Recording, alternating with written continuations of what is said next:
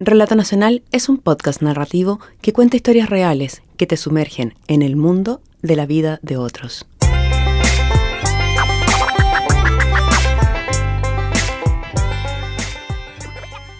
Soy Nancy Castillo y el capítulo de hoy podría ser una segunda parte del anterior que llamamos Chile despertó.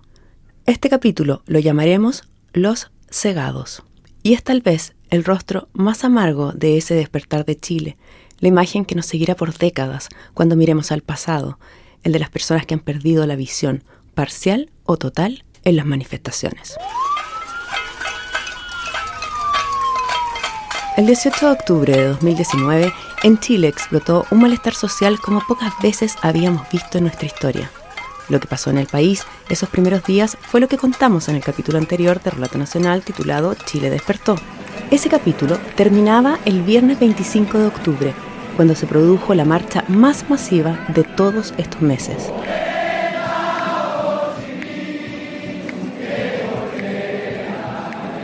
Solo en Santiago se calcula que 1.200.000 personas se congregaron en el centro de la ciudad. Allí, las personas bailaron y cantaron en una sola voz. 3 días después de esa marcha pacífica y masiva, el lunes 28 de octubre, la vida de Natalia cambiaría para siempre. Soy Natalia Aravena, tengo 25 años, soy enfermera, soy chilena, trabajo en psiquiatría, me gustan los animales, soy vegetariana y siempre me he preocupado como harto del medio ambiente, de los animales y de como todas las problemáticas sociales. Natalia cuenta que cuando comenzaron las manifestaciones del 18 de octubre, ella se sintió contenta porque vio que los chilenos se levantaban para protestar y defenderse de los abusos y desigualdad imperante. Ella trabajaba como enfermera en una clínica psiquiátrica, así que, motivada por el movimiento social, comenzó a salir a tocar cacerolas y a marchar en sus días libres. Natalia vive en un barrio de clase media junto a su padre, que es ingeniero, y su madre, quien se ocupó de la crianza de ella y de sus hermanos mayores. Ella tiene varios años de diferencia con sus hermanos, y desde que nació, la primera mujer, la más pequeña de todos, fue muy cuidada por sus padres. Ricardo, su padre, cuenta que con ella fueron muy sobreprotectores. Somos padres que, como los padres de hoy en día, que fuimos muy sobreprotectores con nuestros hijos. Mi hija recién empezó a tomar micro, a salir sola, como a los 16, 17 años. Antes no, auto para todos lados, furgón al colegio. Después, cuando ella no quiso más furgón porque se sentía grande cuando pasó a la enseñanza media, le compré auto a mi señora para que ella lo fuera a dejar al colegio y no que tuviera que exponerse a ningún riesgo o peligro. Si Natalia es una profesional que estudió en la Universidad Católica, que tiene un buen trabajo, que vive una vida cómoda, ¿por qué salía a marchar? Siempre he sido una persona muy consciente de lo que pasa en Chile y de la realidad de los otros. Pese a que yo tengo súper claro que yo no soy una persona que esté como en necesidad o que yo sea de las personas más vulnerables de Chile, y tampoco soy una persona de las que vive con lujo o que tiene privilegio. Soy una persona que tuvo la fortuna de tener un papá que es profesional, que siempre pudo pagarnos como, no lo mejor, pero sí algo óptimo, que me pudo pagar un colegio que no era privado, pero sí era subvencionado y era bueno, que pudo pagarme la universidad, lo que a mí me permitió hacer cosas que otras personas no pueden hacer. Siempre he sido muy agradecida de tener lo que tengo y también ser consciente de que yo lo tengo, no porque yo me haya esforzado en tenerlo, sino porque nacía en el lugar adecuado, porque tuve las oportunidades para hacerlo. No significa que yo no me haya esforzado por estudiar o por estar en la universidad, pero no me he esforzado más que otras personas que tienen menos que yo. Con esa convicción, el lunes 28 de octubre se coordinó con un amigo para ir al centro de Santiago a marchar. Su padre recuerda que su esposa no quería que Natalia fuera ese día. Mi señora antes de salir le dijo que se cuidara, que no quería dejarla ir, pero mi hija ya es grande. Fue. No era primera vez que ella iba a una marcha tampoco. Lo había hecho años antes en las manifestaciones estudiantiles de 2011.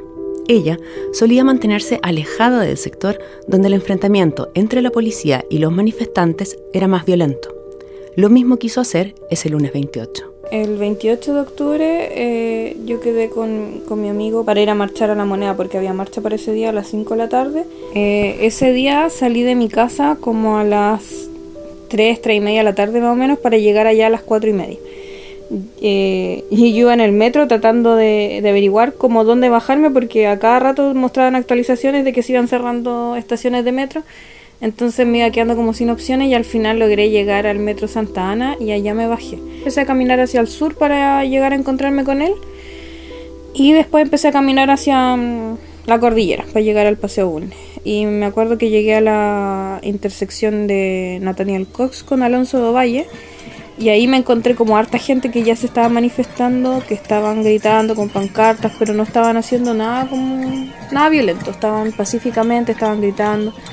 Estaban como mirando en dirección hacia la Alameda y gritando hacia allá. La cosa es que ahí yo empecé a tratar de cruzar, pero se me hizo como lento el proceso porque había harta gente ya como de pie, como sin moverse. Entonces empecé a tratar como de pasar pidiendo permiso para llegar al Paseo Bulnes y en lo que yo iba tratando de cruzar ahí fue que apareció este carro policial lanzaagua con carabineros que se bajaron a pie, que iban con estas armas para lanzar lacrimógenas y ellos empezaron de inmediato a dispersar a la gente, no hubo una advertencia previa, nada, empezaron a tirar agua directo a las personas, el carro empezó a avanzar muy rápido, ellos venían desde la Alameda y yo creo que en cosa de un minuto más o menos llegaron a la altura donde estaba yo.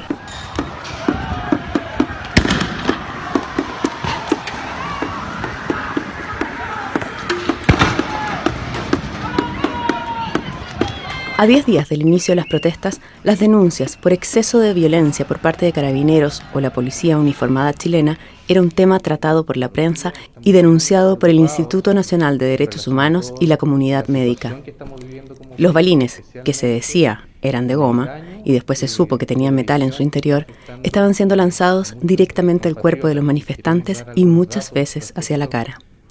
Lo mismo había comenzado a suceder con el uso de las bombas lacrimógenas, estructuras de metal que estaban siendo disparadas a corta distancia, todo fuera del protocolo que se supone debía seguir la policía. Desde el día 19 de octubre hasta el día de ayer se han recibido 96 pacientes con un trauma ocular severo. De esto la mayoría, cerca de un 90%, son hombres. Nosotros hoy día en la mañana le hicimos ver al ministro del Interior que se apliquen los protocolos, el uso de armas. Para ese lunes 28 de octubre, el reporte del Instituto Nacional de Derechos Humanos contabilizaba 1.132 heridos, casi 300 de ellos por perdigones de carabineros, y lesiones a los ojos eran 127. Tuvo un daño severo de la visión. Volvamos a esa tarde de Natalia en el centro de Santiago, cuando Carabineros comenzó a lanzar agua desde sus carros y lacrimógenas desde sus armas. En ese momento, como que la gente ya empezó a correr porque las bombas lacrimógenas empezaron a volar por el aire. Y después de eso me acuerdo que empecé a ver que las estaban tirando como a la altura a la gente y ahí ya todos empezaron a correr. Yo me desvié ahí por la calle Tarapacá, pensando en seguir corriendo hacia el Paseo Bulnes. Y ahí, y además que la calle era chica, no había mucha gente y había harto auto, entonces yo pensé que no se iban a meter por ese lado. La cosa es que cuando iba por ahí, alguien gritó que los carabineros estaban escondidos atrás de un Transantiago. Y efectivamente miré hacia mi izquierda y estaban ahí, no alcancé a ver cuántos eran, tengo que haber visto por lo menos unos 5 que estaban escondidos atrás del bus. Así que ahí empezamos a seguir avanzando y o sea, como a tratar de correr, pero en realidad era medio difícil porque igual había como... O sea, la vereda era súper estrecha, entonces no se podía avanzar muy rápido con la gente que había. Ahí me acuerdo que tengo que haber avanzado como 1 cuadra, 2 cuadras. Yo creo que tengo que haber llegado como a la altura de Centeno más o menos, pero no tengo tan claro el panorama. Y ahí fue que yo me di vuelta hacia mi izquierda para ver si venían los carabineros todavía o se habían quedado más atrás. Y en ese momento yo siento un disparo y siento el impacto directo en el ojo derecho.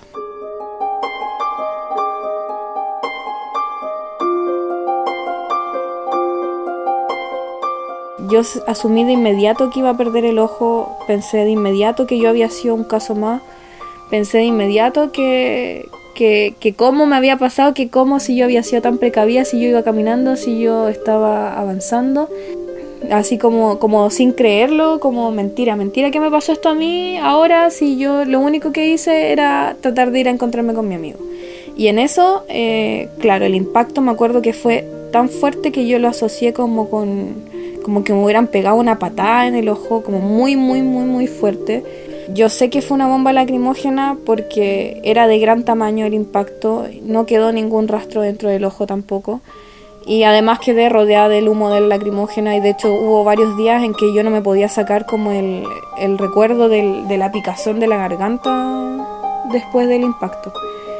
De hecho, de repente cuando como que hago el relato, como que empiezo a sentir como la sensación de nuevo de la lacrimógena en la vía respiratoria. Sumida en medio del gas lacrimógeno, Natalia fue auxiliada por uno de los cientos de voluntarios de la salud que se han organizado para asistir a quienes son heridos por carabineros en las marchas. Afortunadamente no perdí la conciencia, no me caí, traté de seguir caminando, pero no pude porque quedé aturdida. Y en eso fue que me auxilió un joven que se llama Jaime Briceño. Él es técnico en enfermería.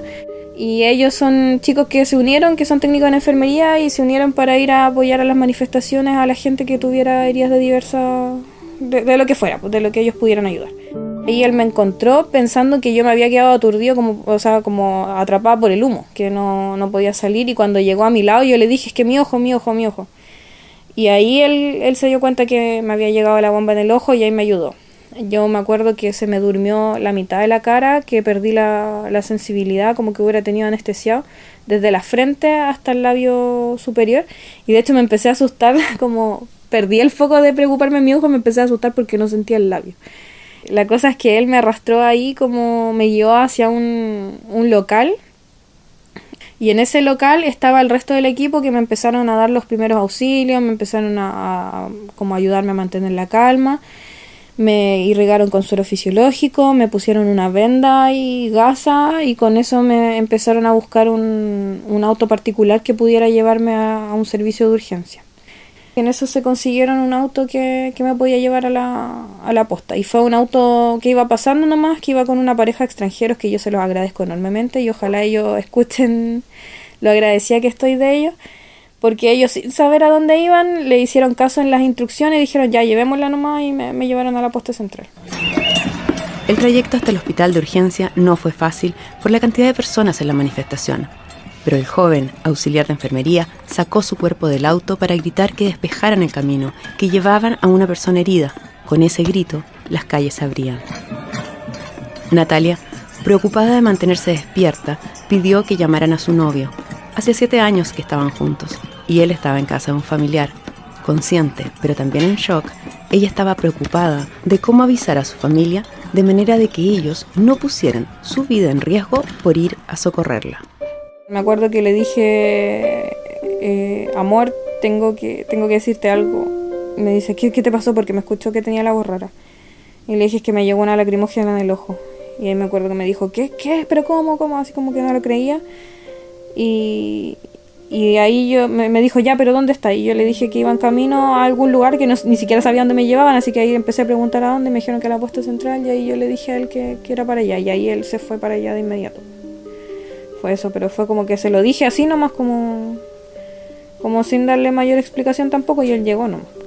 Yo no quise llamar directamente a mi mamá, sobre todo porque, a mi papá no podía llamarlo porque mi papá trabaja en Rancagua, entonces no le iba a avisar a él que estaba lejos, que antes iba a devolver, no era como algo inmediato.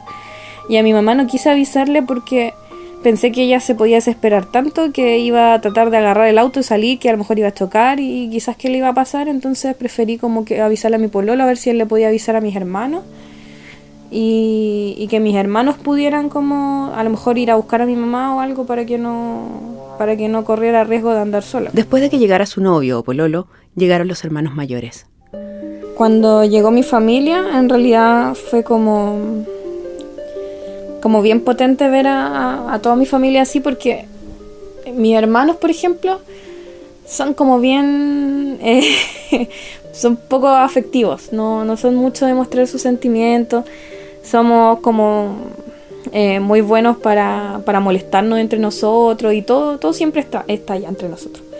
Entonces verlos en ese momento como súper afectados, diciéndome que me amaban, que iban a estar conmigo para todo, fue súper potente, pues como de ver en realidad los afectados que estaban y como el apoyo que ellos iban a prestarme a mí. Lo mismo con mis papás.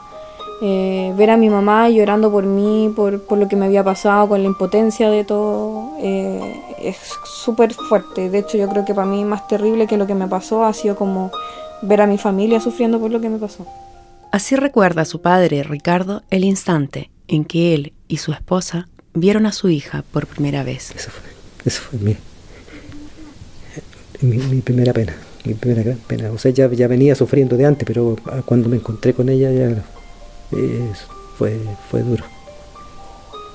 Para ambos, obviamente. Estábamos recién, cuando ella llegó a la clínica Intisa, recién ahí nosotros logramos verla, afortunadamente viva y entera, bueno, casi entera, con un ojito menos, pero fue duro. Para los padres de Natalia, Ricardo y Mirta, el ataque que recibió su hija los llenó de dolor. Y tal vez como una manera de enfrentarlo, ambos decidieron escribir cartas públicas dirigidas al presidente Sebastián Piñera, una manera de salir públicamente a exigir justicia. Señor presidente, soy Ricardo Aravena González. Soy la mamá de Natalia Aravena Contreras. Esta es una carta desesperada y triste. Yo la escribo desde el dolor, desde las entrañas de una madre. ¿Por qué? Me pregunto, señor presidente, a una joven de 24 años que se dirigía a manifestarse en forma pacífica. Por la fuerza policial. Fue atacada con una bomba lacrimógena en su ojo derecho, con el cual no podrá ver y lo más probable es que le tengan que poner una prótesis. ¿Es atacada en forma cobarde y artera por quienes tienen el deber de protegerla? Que lucha en forma pacífica por los derechos de otros chilenos postergados en esta sociedad inicua. ¿Acaso tenemos diferencias con otros seres humanos de este país? La gente se muere esperando una hora para ser atendido. Para el gobierno y las estadísticas, el caso de mi hija es uno más entre muchos, pero para nosotros es un drama único que nos acompañará por el resto de nuestras vidas. ¿Quiénes fueron los que actuaron fuera de protocolo y usaron la violencia contra personas inocentes? Inocentes como mi hija. No eran alienígenas, señor presidente. Lo emplazo, señor presidente, a exigir explicaciones al general director de Carabineros, al ministro del Interior y a toda autoridad competente a que responda. Mi hija, aún así, no ha perdido su valentía, su coraje, su templanza, sus valores y su dignidad, señor presidente. Eso que le falta a muchos. Y por supuesto no le han podido quitar su voz, su pensar, su lucha y sus ganas de seguir viviendo. Le deben a mi amada hija justicia. Así también espero, señor presidente, una respuesta a la altura de las circunstancias. Atentamente, Ricardo Aravena González. El proceso de recuperación de Natalia ha sido un poco distinto. Ser enfermera le ha servido para tener la entereza que no todos tendríamos al ver nuestra cara mutilada. La primera vez que me vi yo ya tenía el ojo cubierto, entonces no fue tan chocante. Fue como ver que estaba con sangre, dije ya bueno, me voy a limpiar porque no puedo andar así y como tratar de no pensar en lo que iba a haber debajo del parche una vez que lo sacaron, porque con el parche me veía como normal. El 28 me pasó esto, el 29 me operaron y el 30 me dieron el alta. El 30 fue cuando me sacaron el parche y yo me pude ver el ojo por primera vez, entonces lo vi después de que ya me habían operado. Entonces me sacaron el parche y lo que yo vi fue mi párpado cerrado con suturas encima porque tenían que hacer como compresión en el párpado para mantener como la sutura interna. Entonces yo lo vi y dije, he visto cosas peores. Como que ese fue mi pensamiento en realidad en ese momento, tratando de verlo lo mejor posible también. Pero he visto mi ojo como a lo largo del proceso con sutura, después cuando me sacaron la sutura, después viendo mi ojo adentro, que ya era un ojo como pequeñito, rojo, que se estaba desviando. Y después cuando ya me hicieron la segunda cirugía y me sacaron el ojo y me dejaron como solo el tema del implante. Y en realidad he como tratado de ir como aceptando que esta es la nueva forma en que se ve mi cara, que ya no se va a ver nunca más de la forma en que se veía antes. Y que, claro, después voy a tener una prótesis encima que va a hacer que me vea más o menos normal, pero cada cierto tiempo yo tengo que limpiar la prótesis, sacarla y ponerla, y eso va a hacer que tenga que ver mi cara nuevamente y como tratar de verlo como algo normal, porque al final siempre me va a recordar que fue algo que a mí me provocaron y que no fue como algo que me pasó porque fue una enfermedad o algo así, sino que fue algo que me provocó una persona.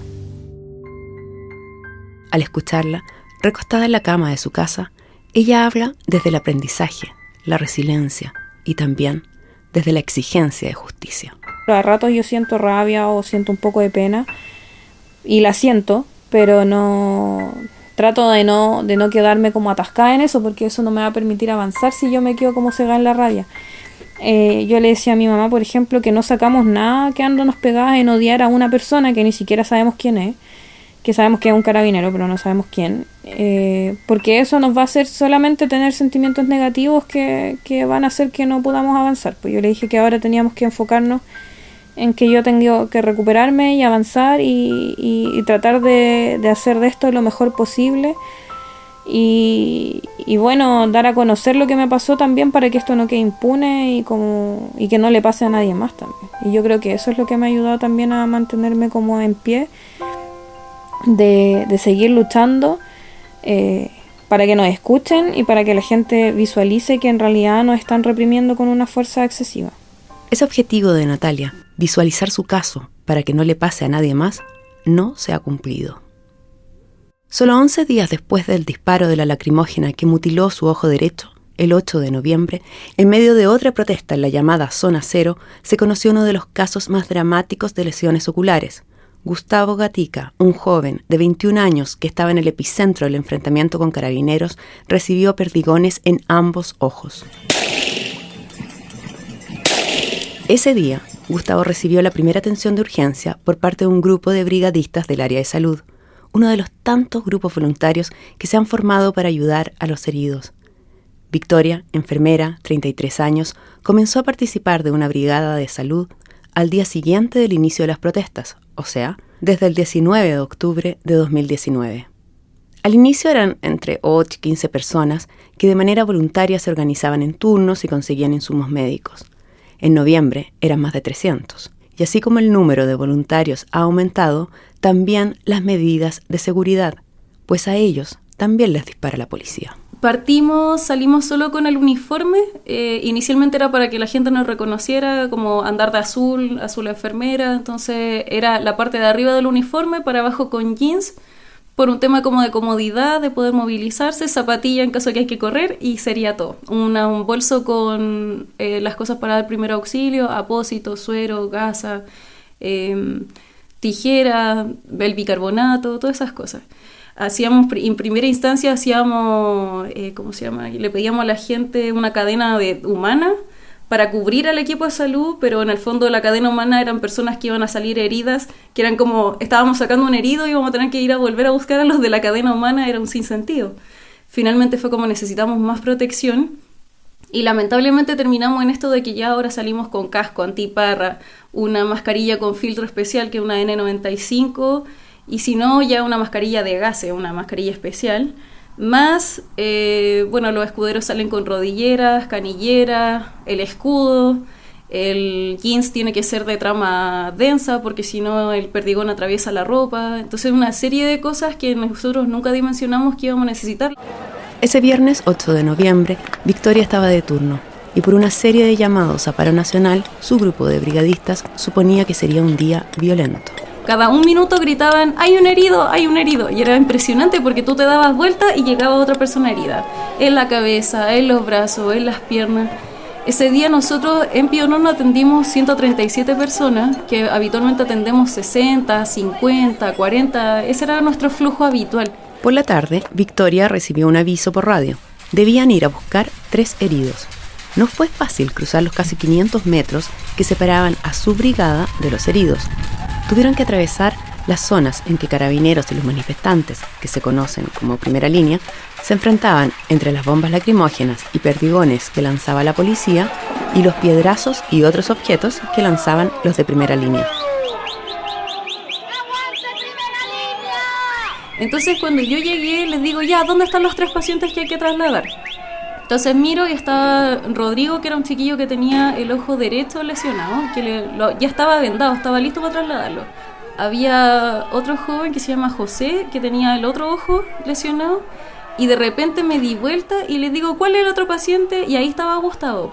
Gustavo estaba sentado en esta imagen súper icónica que tiene como estas lágrimas de sangre en la cara, con las rodillas flectadas y los brazos cruzados, y lo único que decía era no me dejen solo. Por lo poco que hablaba, porque en realidad no hablaba mucho, no estaba conectado tampoco, o sea, como cuando tú hablas con una persona y te sigue la conversación, nada. Él estaba muy, muy, muy choqueado y se veía muy mal.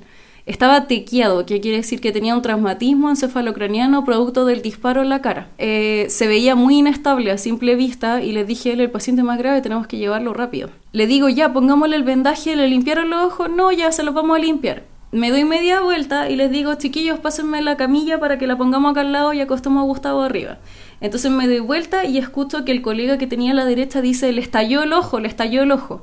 Y me giro y en el ojo izquierdo le corría la sangre, pero era como, de verdad como si se hubiera reventado el ojo. Entonces, por dentro yo hice así, pero por fuera era como, tenemos que hacer algo. Entonces como que la reacción esta que uno tiene de enfermera de urgencias fue como, hay que ponerle una vía porque está perdiendo mucho volumen. Y Ricardo, que es un enfermero también de urgencias, me dice, ¿sabes que tenemos que pasarle volumen a Chorro para mantener la presión intraocular y que no pierda el ojo del todo? Ya le dije, así que... Y Gustavo no quería soltar los brazos, estaba muy rígido y estaba como muy choqueado. Entonces le tomé la mano y le dije, Gustavo, mira, necesito que me pases la mano porque si no, no te podemos ayudar y esto es súper importante que nosotros podamos pasarte agüita ahora para que estés mejor. Y ahí soltó la mano y yo le puse una 18, que es una vía venosa, y le pasamos 250 de volumen a Chorro. Y ahí, en ese periodo en que le estábamos pasando el volumen, le limpiaron los ojos porque como el Perdigón tiene mucha tierra y cosas, le limpiaron con suero los ojos, se le colocó el vendaje y lo acostamos en la camilla para trasladarlo. Para sacarlo de la zona de fuego cruzado, se dividieron en 3 grupos y entre los mismos manifestantes les fueron abriendo el paso. A Gustavo lo llevaron hasta una ambulancia que estaba a pocas cuadras. El joven estaba tan inestable que tuvo un colapso respiratorio.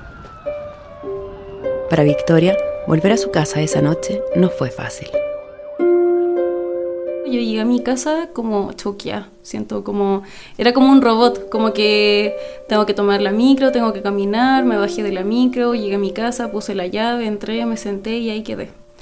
Pasó un rato y como que dije voy a ver algo chistoso, como no sé, como por no sé, ver algo divertido y como tratar de desconectar, como que el foco fue como tengo que desconectarme de esto, como porque me daba tanto, como tenía temor también como de abrir ese cajón, pues, ¿cachai? Como de donde metí todos esos sentimientos y ese impacto, lo guardé en una caja, lo metí en un closet ahí de los sentimientos y no le quería volver a ver.